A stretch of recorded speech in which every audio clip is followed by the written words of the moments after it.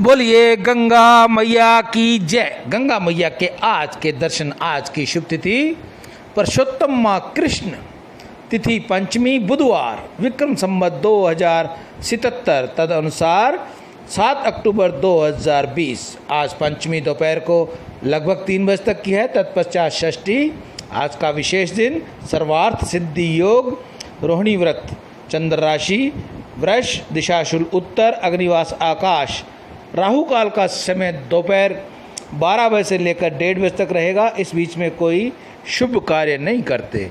आज बुधवार है, अभिजीत मुहूर्त बुधवार को नहीं होता।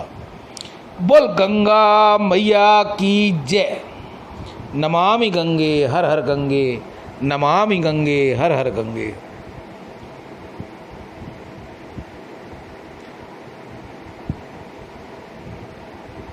बोलिए गंगा मैया की जय।